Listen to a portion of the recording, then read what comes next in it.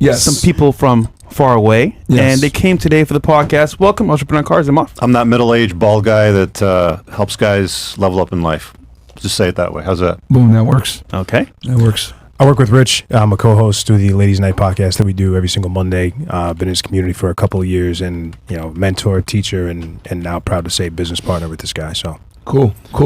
The other thing too that I've noticed with a lot of these YouTubers and creators is like they never had like a real job before. Yeah. Like they just like kind of just did the internet thing and it worked out, and they just keep doing it, and they don't really have like a real experience base to draw from and don't understand how the world really works. Obviously, you don't have that. You were an entrepreneur before. You had a debt service business in Canada. Yeah, 20 years. Can you tell us a little bit about that and what it is to be a real entrepreneur? It's something else, man. It's like creating something that's almost as important and valuable as your own child, but it's different because it solves people's problems. It also creates influence and wealth for you as well at the same time. They say if you want to make a lot of money, then solve some big problems. It was interesting because it was one of the things that also red-pilled me too, if I can use that term. Yeah, sure. We thought that we were doing the right thing, saving people a ton of money and getting them out of debt faster without their credit rating getting ruined and avoiding bankruptcy and having more control over the situation. Because everything that was available on the marketplace in Canada at the time basically worked for the creditors, even though it was blanketed in a nicer, more friendlier sort of collection agency, but it really worked to the benefit of the creditors the way that the legislation was written. So what ended up happening was for years, we're doing our thing, we're settling debt, we're getting people out real quick, fixing their credit super fast, and then we started getting problems with credit card companies. Mm-hmm. And then they started to petition and lobby the government to change the legislation. And they didn't do it in such a way to protect the consumers. So we had to hire a lobbyist group basically to help us sort of navigate, sit in front of the different politicians and bureaucrats, and they had a bill in Parliament, and they have critics on the bill. And then you meet with these people, and it's this long, laborious process. I spent like $60,000 going to all these meetings. It turned out to be a huge waste of time. And one day when we were sort of trying to wrap this thing up, one of the lobbyists said to me, he goes, they might as well call this bill the Credit Card Profit Protection Act, because that's all that it's doing. It's not saving people or giving them an option to get out of debt.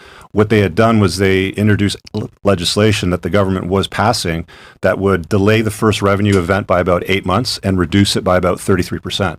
And you can't run a business if you're going to wait for your first payment 8 months down the road and you're getting 33% less. Yeah. Right. So we had to sort of deal with that slippery slope. And it was like, that was a moment for me where I was like, I thought the government was there to protect the consumer. Mm-hmm. I thought the government was there to take votes from people that actually, have an interest in certain ideas and policies and pass them to serve, because they're public servants. Mm-hmm. That was, the moment for me where I was like, fuck the government. Question.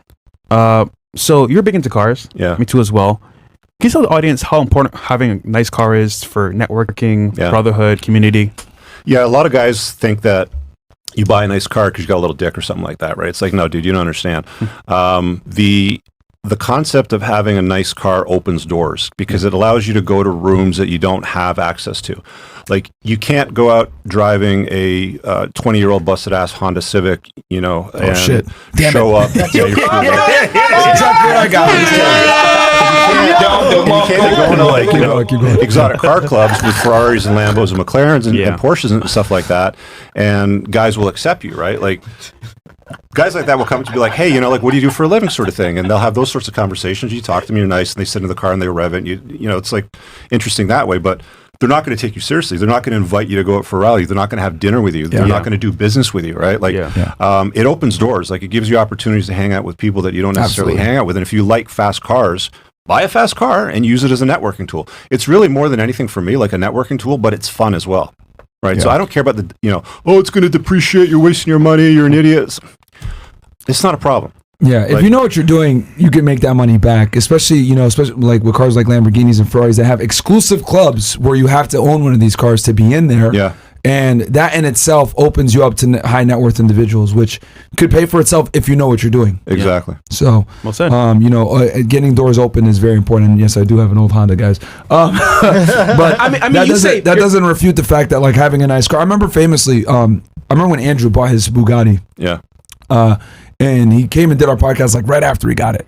and he was saying, you know, the reason why I spent $5 million on the car wasn't for the fucking car. It was because of the doors that opened up for me to be able to make that money back and then some, because it's a very exclusive club of people that have Bugattis, and he just wanted access to those individuals. That's why he bought it. And yeah, it keeps going up. It's like, you know, $500,000 car, $5 million car. Yep. Oh, you got a jet. Now you're in a new club. You got a yacht. Oh, that's a different club, right? Yeah. You have access to different people. So I remember when I bought the SVJ, I met a guy in Fort Lauderdale, and he was here during the bear bug, and a group of friends and himself came together and made a plan how to make money.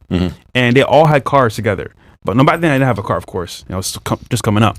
But if I had known them back then, I missed out on $10 million just for not being in that group. Yeah. But because they all had cars together, they say, let's have dinner together, let's talk about business, and they came together during COVID to make this like big plan for business, and it worked really well. Yeah, a lot of guys discount the value of putting money into things that, one, you're interested into, and two, that unlock stores. Like watches too are another big thing for guys. Like I'm not a watch guy, but I see guys that are like, oh, you know, I got this whatever watch and it's worth $400,000. Watches are my thing. Yeah, like you can sit I got there a couple Rolexes and APs, talk for like ever about the watch, right?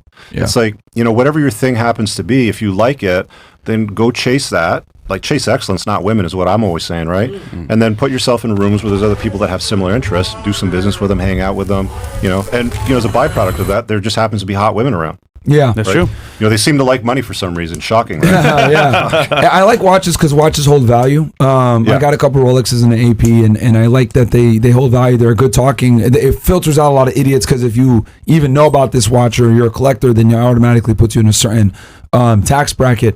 But yeah, I agree the car thing is huge, because they especially if you get like a Lambo or Ferrari, you automatically are involved in certain you get access to clubs, right, which is huge. Because what I've noticed, when you're with people that are successful, a lot of the times the barrier to entry is so high that just by you entering, they embrace you. Yeah. Like they're way more friendlier, they're way more open to certain things. Oh, I know a guy that does this. So if you're a regular guy and say, well, I have this problem, they don't give a fuck. But if you have this problem and you're in that club, then it's, hey, I know a guy that actually solves that. I know a guy that does this. So I don't think people understand, especially for men, right? Because we don't really get help unless we provide value. Like no one gives a fuck about you unless you're providing value. So if you're able to get a nice watch or a nice car or whatever it may be, they know that you solved other people's problems, so they respect you as a peer and they want to help you. And more often than not, someone that has a lot of network, you may not know all his network, you know, by yourself, but if you know the person knows the network, then by default, that's your network as well. Yeah. So it works in tandem. It works out. Yeah. Which